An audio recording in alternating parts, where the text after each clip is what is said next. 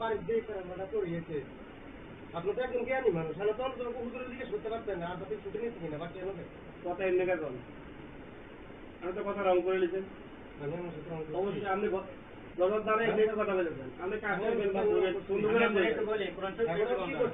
আপনার সার্ভিস যেহেতু চলছে সার্ভিস জমাইয়ের না গাড়ি আগে তো নাকে বাঁধবেন সাবধান সার্ভিস জমাইয়ের না এটা কি দাবি আমি কইলাম সাবধান আমার এদিন কইছি কোন অ্যাঙ্গেলে কথা কই অ্যাঙ্গেলের মারে সুদিনি আমি না হবে স্টার্ট না কই হারি না সাবধান কইছি আমি আমনে কমিটি আমি কই এই কমিটির দাই জানাবেন বারে খালি না জামারা কইছে কাটি হবেন তো একদম সাবধান আমি কইলাম নেদিন উঠে আমি মানি নতুন উঠুর আমি কথা কই কথা বলছি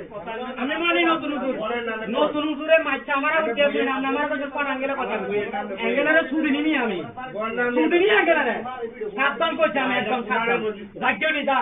কমিটি রাজ্য কবি এটা ঠিক না এই রাজ্য কমিটি কবি গলা খালি না কই আমার জাগিয়ে তো মধু আছে না পুরি কোম্পানি আছে কেন ওরা ছুড়ে মারি কে বেটা বলো কইছেন ওরা ছুড়ে মারি কে বলো কইছেন হ্যাঁ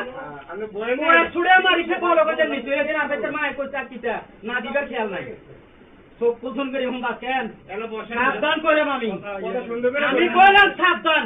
যে কমিটির কবি বলে তোর কাটি বাবা আমি একটা কথা দিলাম কমিটির কবি তুই আমি রং না আমি 100 বার রং এই গেটো কাটি বাবা আমরা চিন্তাধারা কইবি আমি কইলাম কাটি বাবা আমি কইছি তুই কাটি বাবা আমরা চিন্তাধারা কইবি আজকে কমিটির কবি আমি বললো তুই আজ আমার পাটা ছাড়িস ভাই আমরা বইয়ে কথা তুই ছুরি হুঁকাতি এর তুই এটা দায়িত্ব ছুরি হুঁকাতি রইছ কেন মধু আছে এর কেন মধু শুনাইলেন খালি না এটা হেডফোন না ভাই আমি আমার বহুত কথা আছে তাহলে আমার বহুত কথা আমি এগেলে কথা কই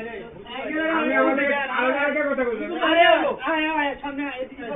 এদিকে চলিয়া আমি জিজ্ঞেস করলাম আমরা আমার কি কইলাম আপনি আমার কি কইছেন আপনি আমারে ডাকবেন সালাম দিয়ে ডাক ভাই